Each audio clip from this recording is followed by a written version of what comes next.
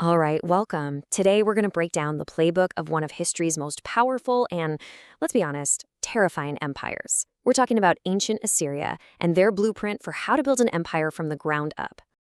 It's a question we see again and again throughout history, right? How does a relatively small state, just another regional player, suddenly explode onto the world stage and just dominate?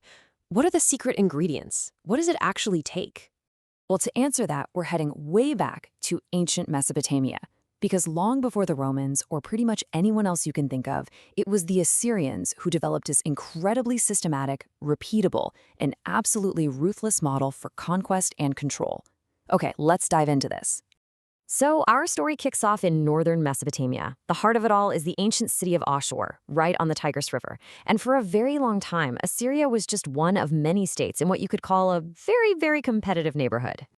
Now, look, the rise of Assyria was no overnight success story. Not at all. This was a long, slow burn. We're talking centuries of cultivating a culture that valued military organization and an almost fanatical discipline above everything else. This wasn't about simply reacting to threats. It was about building a society that was designed from its core to impose its will on the world. So what was it that allowed them to make that huge leap from local power to empire? It really boils down to two key things: the world they lived in, and, just as important, the beliefs that drove them forward. Just try to picture Mesopotamia at this time. It's basically a power vacuum just waiting to be filled. You've got all these wealthy but constantly warring city-states.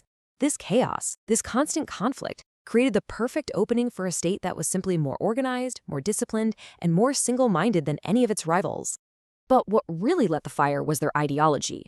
Their national god, Ashur, wasn't just some deity in the sky. His will was directly tied to the expansion of the state. So for an Assyrian king, going to war wasn't just about power or grabbing new land. No, it was a sacred duty. Every single war was a holy war, and every victory was seen as direct proof of their god's favor. So, you've got the perfect conditions, you've got this divine motivation. Now you just need the right tool for the job. And boy, did the Assyrians build one. They created one of the most effective and feared armies the ancient world had ever seen. See, the Assyrian army wasn't just a big mob of tough guys. It was a professional, well-oiled machine.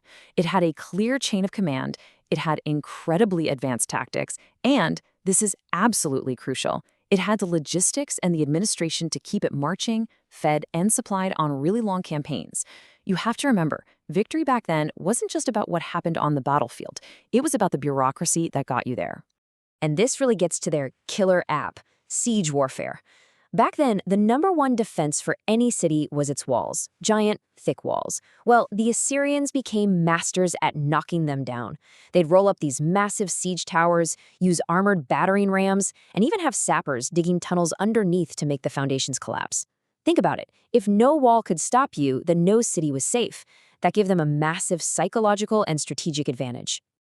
Okay, so your unstoppable army has conquered a huge chunk of territory. Fantastic. Now what? The real genius of the Assyrians wasn't just in winning an empire, it was in building a system to actually run it.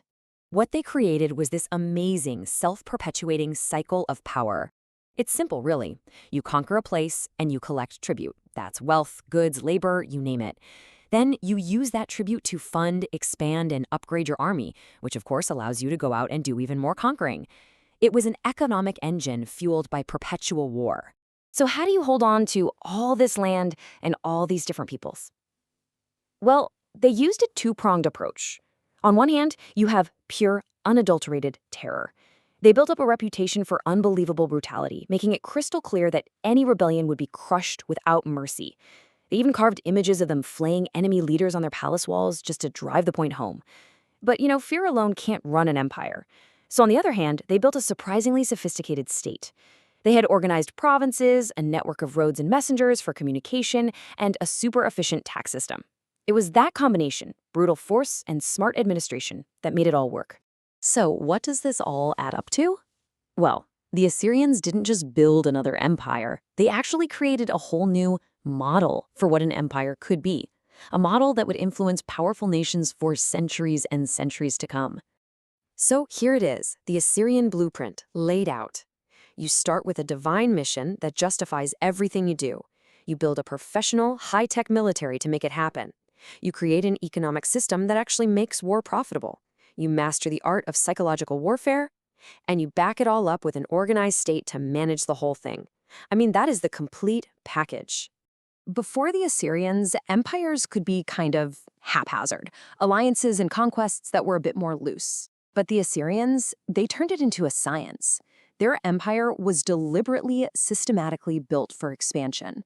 It was organized for war from top to bottom, and it was created with the specific goal of dominating dozens of different cultures under one single centralized power.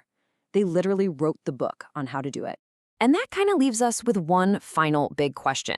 When you look at this ancient blueprint, this fusion of ideology, military might, economic incentives, and state control, you just have to ask yourself, how have these same principles for building and holding on to power echoed through history? And maybe more importantly, where can we still see their shadows in the world around us today?